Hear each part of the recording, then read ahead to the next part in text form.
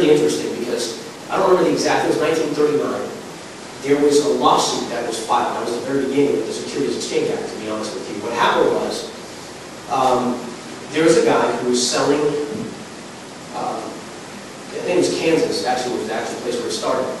He was selling investors absolute lies on how they would use their retirement money to invest with him and how his return would be so great. It turned out he was a fraud. He was taking the money and disappearing. So finally somebody got so frustrated they actually sued him and they filed. And the court, I find it interesting, is the attorney's case was, we need to have regulations that protect ordinary common people from swindlers like this who are selling the blue skies. Hence why they became the blue sky laws. And those laws are prepared and put in place to protect the common folk from getting screwed basically by somebody who is playing with them and offering them lies. Okay? Now, the government says, you know what? We're going to protect the public. We're going to set up all these rules. So the federal government is involved in this, putting these rules together to protect. But they say, well, who should we protect? Should we protect the millionaires, or should we protect, or how do we protect this? So what they decided was, you know what? Anyone who is worth over $1 million net, makes over 300 grand a year, combined with a husband and wife, or makes $250,000 a year by himself, should know better by now. So we feel that they are accredited, and that they don't need to have to go through all the regulations. However, anybody below that should be receiving a package that discloses all of the possible risks associated with this project. Okay? That's what Reg D gives. It's laws that say what you should disclose, and on top of that, how you raise the money. Okay? Now, to kind of give you the background on some of these laws, they state that you have to give the investors full disclosure on everything that you're doing. So for example, let's say I'm going to have a joint venture relationship with a developer who's going to do the work.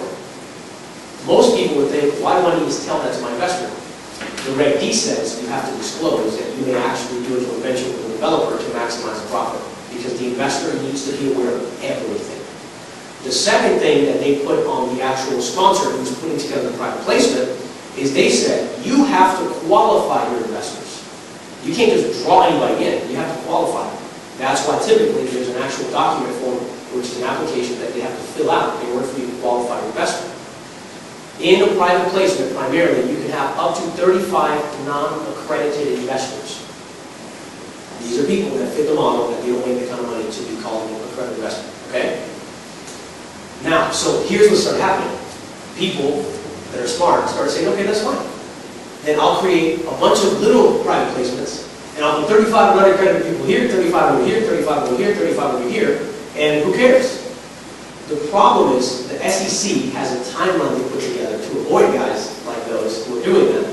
And they say that if you have multiple private placements in place that are familiar or very similar, guess what they can do? They can call it due and say, actually, that's one larger private placement, and therefore you're in violation.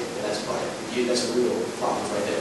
So I'm sure that we need to be careful. So I mean, what I'm going to share with you sounds easy.